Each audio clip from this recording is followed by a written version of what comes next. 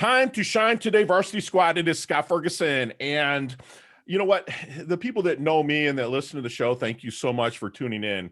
The real estate was the vehicle that allowed me to achieve financial freedom. I'll just go out there and say that, along with being able to help as many people as I can and doing something I'm very passionate about. And this is the gentleman that I'm about to bring on right now. He's part of kind of a tandem. You know, his name's Kevin, and he's the property prince. That's what they call him there at Yellow Brick Management. And then he's partners with Matt, who's the flippin' Landlord Ninja. And what they really want to do is help others. They're not coming on here looking for your business. They are complete go-givers. They want to help you by giving back to help you avoid the mistakes that they have came across in their real estate investing adventures. And to me, I wouldn't do anything else. I can't control the stock market. I can't control what happens, but I'll tell you what, they're not making any more real estate. And the more that you can own, I truly believe that it's a vehicle that can help you achieve financial freedom, to help you achieve leveling up in your life in all aspects, because it's a different hat every day. And my good friend Kevin's going to kind of come on and explain that. So Kevin, come on, introduce yourself to the Time to Shine Today podcast Varsity Squad. But first, what's your favorite color and why? Well, I think right now my favorite color is red. We'll leave it at that just for today. Yellow Brick Management, but let's just say red for the next week. Red, I love it. Red's fiery. I love it. I love it. I love it. So let's get into the origins, Kevin, of where Yellow Brick Management, what you were doing, because you had a day job punching a clock, if I remember correctly, right? Yeah, that's absolutely correct. Yep. Tell that story from over that and then into Yellow Brick Management. You know, where I started it is, I was college educated, went to the great University of Massachusetts, didn't know what I wanted to do when I went to supposed to do after high school. And then after a couple of years of it, they're really pushing you to declare a major. So I declared something, I don't know, and kept going. And, there was never a drive where I was like, you know what, I need to be a firefighter. I need to be a surgeon. I need to do whatever. And I admire people that knew exactly what they wanted to be. I thought that was weird and such a foreign concept. I didn't know.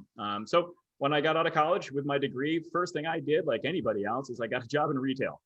I don't know. I thought it'd be a lot of fun to work at Radio Shack stores, because growing up in the 80s, I loved Radio Shack and their toys and all their gizmos. And my family was awesome about getting me that stuff.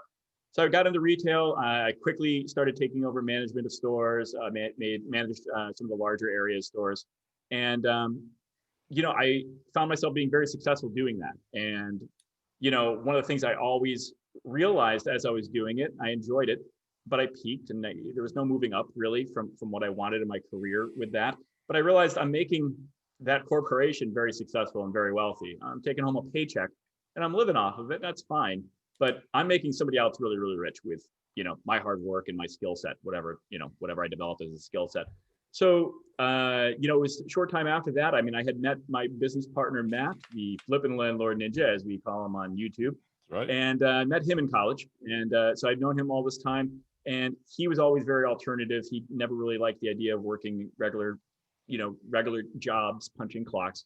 Mm-hmm. And it was him that conned me into the idea of getting into real estate and trying that out. So at that time, I was working just at a regular 9-to-5 job when we bought our first property. And it was he and I and another person. We all scraped up, a few grand each, $5,000 or something, for a down payment. We got a hard money loan, and we bought this piece of crap property on a bad section, on a bad street in a bad section of town. This nice side-by-side duplex that needed the works. And, none of us really knew how to do much for that kind of stuff. Matt had dabbled and failed a couple of times with remote investing in a couple of properties. Mm-hmm. But, we had this duplex. It was a horrible distressed property. We renovated it. I would literally wear crappy clothes in the morning, 7 a.m. to show up to work on it with Matt and everybody that we could have help us. And I would bring nice clothes with me so I could change and then go to work. And then I would put those clothes back on at work and come back over to the property and work through the evening and night on the house. We did that for quite some time. So you worked your day job, but you minded your own business, right? I pulled that right out of a Purple book from Robert Kiyosaki. So that's what that's how I kind of started real estate investing as well. Is that, you know, I worked a day job. I was a personal trainer and loved Yeah. helping people. But then, you know, work your day Yep. job, but mind your own business. That's fantastic. So your first property was a duplex, and you guys like to stay hands-on with the local area there in Massachusetts? Yeah, I mean, this was also around 2008, so it was when the crash was Sure. starting to happen and going into full effect. So we stumbled on this at the right time, and you know, this city was hit pretty hard. You know, as we were, you know, soon after that property, you know, as we fixed it up, we did what they call the Burr method, which before it was a thing, I guess. And you know, with the money we pulled out of that property, we used towards buying another one. And so it was really one of the coolest things to see is while trucks of handymen and local contractors are driving around with big sheets of plywood and guys to board up houses, we're showing up at these houses with crowbars off, Sure. and we're actually bringing these houses back to life. I love that. So what did your family think about your choice of kind of leaving that as you eventually phased out and left that 9 to 5, we'll just call it that, into the real estate investing pretty much full time? Yeah, nobody really, you know, understood. And, you know, I think the bigger comment that I probably got at that point was like, wow, this is a really bad time to buy property. You know, Sure. wow, the market's terrible. Why would you invest? Why would you buy houses now? The market's, don't you see what's going on? And, you know, that kind of a thing. And, you know, just the real basic concept that eluded the general people, which is, you Sure. know, this is the best time to start investing is when things are crashing. Right. Or No, so crashed. tell me about one of those fails that where you had to fail forward and learn from that you want to help people help avoid. I don't even know where to. I mean, I just don't know where to start. You know, we've had so many times that, you know, we would make just mistakes. You know, I think the bigger and more general one that I would probably say was one of the larger setbacks for us was you know, and I think a lot of people would say this in real estate would be, you know, shoving people into a rental, just get somebody in there and get the place rented, just get some money coming in. Sure. Because I mean, what a terrible effing strategy that was. You know, I think at one point we moved in you know, like 40 or 50 different people into our portfolio, in a very short succession. And this was part of a local program. This state has a ton of money that it puts into homelessness prevention. So it was keeping homeless people or people that declared themselves as homeless in hotels. I mean, they were literally Sure. paying for people to live in hotels, and realize it's way cheaper if they could just get them into an apartment. It's better for the family, you know, it's a home and it's cheaper. Right. So we were taking people and embracing this program hand over fist without really doing enough due diligence and tenant screening. And man, did we pay a massive price. So, you know, we got the assistance money and some of the, maybe some stipend to help, you know, the payments happened for a little while, but the problems far outweighed the small rent we were getting paid. And then eventually the rent stipends run out, the support system expires, and you're left with people that won't pay and are destroying your property. Sure. And that costs us so much more in the long run. So that was So- probably one of the most damaging things. So you obviously kind of tweaked that, you shifted and pivoted to how to put the more qualified tenants in there. I appreciate you sharing that with us. So if someone comes into real estate investing and they're coming to you and they're like, Kevin, you know, really looking get into real estate investing, is there any good formula or secret sauce you might pass on to them to help them find their blind spot within the real estate investing arena? Um, yeah, I mean, yes, and it's hard to describe. It's a little bit less tangible, but I would say have, you know, gauge and have a good temperament for doing this. And you know, it's one thing, I don't like to compliment myself much, but it's one thing I have gotten a lot of feedback from people saying, wow, you know, you have a great temperament for doing this. And I said, well, thanks. You know, I'm a little bit awkward about accepting the compliment, but you know, it's not something that I always had. And it's not something a lot of my teammates, my partners always share either. When somebody's not paying, when somebody's doing something wrong, a lot of people think, man, you got to be hard on them. You got to be, you know, you got to yell at them. You got to make them pay for stuff. You got to kick them out. You know, you have to be aggressive, you know, and loud and really, you know, harass that person to get them to do what you need them to do. And although it's important to enforce rules and enforce payment, I think it's more important to have the right temperament of how to do it. And I like to describe it as saying you have to be prepared to be firm but fair with your people. You can't kick somebody out for not paying if you legitimately haven't been doing your end of the bargain, which is, you know, making sure your property's running right, the heat's working, all that kind of stuff. Gotcha.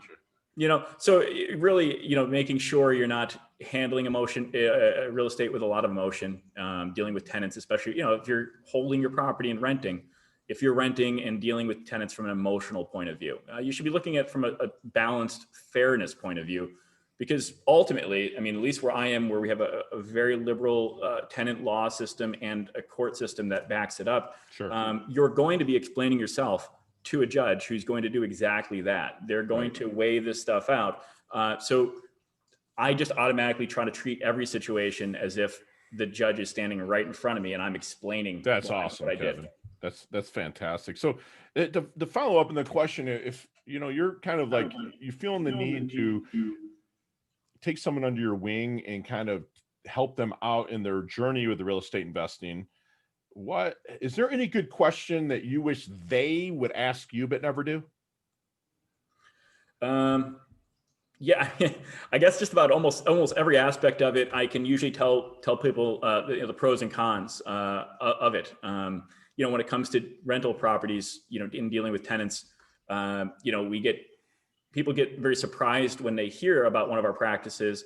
And then I will, you know, be happy to give them kind of like, well, this is why we do this, but you know, this, you could also do it this way, and you need to figure out what makes the most sense for you. So, you know, a newbie, you know, tenant, a newbie landlord might rent a multifamily house out, you know, 3-bedroom, 3-family house. And traditionally they leave, you know, the tenants having access to the basement where they have washer and dryer hookups and all that kind of stuff. And I, you know, if somebody was having me mentor them, I would advise them very strongly against that. Gotcha. Give them basement access. Don't give them washer and dryer hookups. Don't allow washers and dryers in the units. Don't allow storage in the basement or access to the heating systems or circuit panels or any of that stuff. And here's why. You know, no, I love that. So yeah, and I mean, I'd be happy to, you know, weigh them out, the reasons that some of those things may have some value, so they can make a decision for themselves. But those kind of things, easy and happy to always go over with people. Love it. Love it. That's fantastic. Yeah. So let's get in our, you know, you said you grew up kind of in the 80s. Let's get in our DeLorean with Marty McFly. Let's go back to the 20-year-old Kevin. What kind of knowledge nuggets? I would have slapped myself in the face and said, don't do what it. kind of knowledge nuggets would you drop on Kevin to help him level up, shorten his learning curve, and blast through? Yeah. Well, I mean, it's actually, not to plug it, but you know, we have a YouTube channel, and my partner Matt and I are literally doing just that. We're trying to drop out some of the nuggets of some of our experiences we've had over the years, because you know, that's when I say that all the time about the DeLorean. I mean, man, if I could go back in time, I would say, oh my God, don't do this, avoid it, do something different. This was so hard. But you know what? The first thing I would probably say is find somebody to shadow. You know. Yes, thank you for saying that. You know, yeah, I love the concept of just get out of bed and go do something and make it happen, and you know, and force your way through it with brute. You can make it, but it will be so much easier if you're able to follow in someone's footsteps. And renting property and real estate there's no need to reinvent the wheel here. So many people have done it so, you know, successfully. Emulate successful ones. Look at bad behavior, learn from bad behavior, learn from mistakes. You know, you'll make plenty of your own, but you know, I've made so many in every aspect of our business that I'm always happy to share what I learned from the mistakes, because that's one of the things we found it really, really critical. If something was a weak point for us, we always try to put a procedure or a system in place to avoid it. Love it. So how do you want your dash remembered then, Kevin? That little line in between your incarnation date and your expiration date. How do you want Kevin's dash remembered? Wow, that's a great one. You know, I don't know. I guess I would say, you know, I like, I would like to have people remember and think of me as somebody who was a provider. I provide dozens of jobs We work with many contractors who have families and employees. We support a lot of businesses, obviously Home Depot, but a lot of local places as well. We have had over 500 families.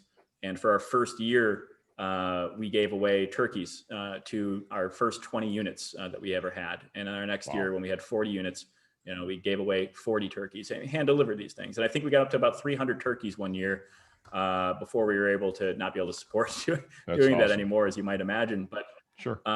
Yeah, I think somebody that's been a good provider, for his not community. just for yourself or family, but for the local businesses, and it's expanding that ripple effect. I thank you for saying that. So what is your definition of a life well lived then? Well, wow, man, we're getting some insightful Bro, questions this is here. time to shine today. We're not top 100 for nothing. People want to know. I appreciate it. Yeah, I mean, I think, feeling satisfied that you did and tried your best, that you made a positive difference within your sphere, and making your sphere be as large as possible so it affects positively as many people as you were able to. That is awesome, dude. I'm one of those people that does, really does care and does want to see, positive change in the world, and, whatever can be done to do that. I think that's awesome, really Kevin. That's awesome. As we wind things down just a little bit here, we like to do our time to shine leveling up lightning round. You and I could talk 15, 20 minutes on each one of these questions. Okay. But you got 5 seconds and each one of them can be answered in 5 seconds. So you ready to level up? Okay. We'll see what I can do. Let's do it. Let's do it. What's the best leveling up advice Kevin's ever received? Wow, what's the best leveling up advice I've ever received? Correct. You have to sometimes make a decision and then, figure out how to make that decision work for you. Love it. Share one of your personal habits that contributes to your success. Absolutely treating everybody the way I would want to be treated. There you go. Golden rule, right, baby? Love that. Yeah. Okay. Not other than yellowbrick.org, your website, and timetoshinetoday.com, my shameless plug. Is there any other website you'd like to go to level up? Yeah, I would really love people to tune in and check us out on our YouTube channel, which is Two Guys Take on Real Estate. Beautiful. I love that. Two Guys Take on Real Estate. That's sweet. So recommend me a book, man. If I'm feeling my doldrums, not really feeling it, Fergie, here, read this book. What's your book? I liked one of my favorite series ever was the Wheel of Time series. It was by Robert Jordan. It was similar to like the Lord of the Rings Tolkien ones, and a lot of awesome elements in there. One of the things was probably about honor and obligation. Love it. A lot of good lessons. I love reading fiction with lessons, bro. That's my kind of jam too.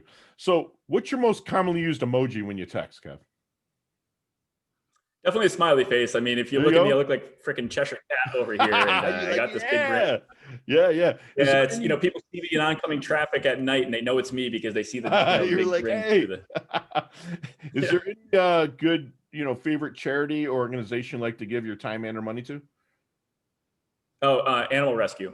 We have a local animal shelter. I've rescued so many animals. We saved so many animals that were left behind in our apartments. It's horrifying. Wow, that's awesome, Kevin. And we have an office full of dogs and dog beds around here. So, dude, that is freaking awesome, dude. Thank you for doing that, man. How about last question? You can elaborate on this one a little bit. What's the best decade of music? 60s, 70s, 80s, or 90s? I got to say 90s. Yeah. 90s. All right. 90s. Very cool. Very cool. Love it, man. So how can we find you, brother? Well, I mean, like I said, Two Guys Take on Real Estate. That's our YouTube channel. We're having a blast putting out videos. We're probably not as production value savvy as you are at this point, but we're working on getting our way up there and just cranking these things out. So Two Guys Take on Real Estate on YouTube. We started a TikTok channel, same name, Two Guys Take on Real Estate. That's become a lot of fun. We're just coming up with creative things to do and say on those. So I love it, man. I'm gonna definitely check that out. Always looking to get back. Yeah, all that will be in the show notes. And squad, you've basically just had a free masterclass from my good friend Kevin here, who, every day lives his passion. He made others wealthy before, and then, you know, with the help of his good friend Matt, they kind of made a collaboration that really makes it work, that really help others. You know, he's going to remind you, if you're a landlord, make sure you get your tenant screening protocol in place. So you make sure you're just not filling people just with heartbeats, and make sure that you put the people in there that's going to serve themselves, but also serve your company as well. You know, have a good temperament. You know, he's going to say that, you know, that, you know, as soon as Kevin developed a good temperament, he became firm, but he was fair. So he pictures himself every time in the real estate business, including myself. I've been to court many times. I love his analogy of standing up and acting like you're in front of the judge at the time, before you really speak to the tenant about anything that might be going sideways. You know, if you're getting started in real estate, Kevin's going to remind you to find somebody to shadow, find that mentor, you know, to also learn from your mistakes. But when you learn from your mistakes, pay it forward so other people can learn, like Kevin and Matt do with Two Guys Take on Real Estate, which will be in the show notes. Okay, you know, Kevin wants to be known as someone that provided employment, not only to his team, but to also help out the local businesses, the big box businesses in his area, and he's doing just exactly that. You know, he wants to be remembered as someone that tried his best, made a positive difference within his sphere, and that ripple effect's going to take it elsewhere. And Kevin, you've earned your varsity letter here at Time to Shine today, Varsity Squad. We appreciate your time. Thank you for coming on, being so transparent. And I look forward to doing some collaborations with you guys in the future, brother. Oh, we're always open to everything, and hopefully, I'm sorry Matt wasn't able to be here, but hopefully Who needs Matt? We'll Who needs Matt? He can hear that too. We all need Matt. We all need good partners. Thanks, brother. I appreciate you. I appreciate you having me on. Thank you very much.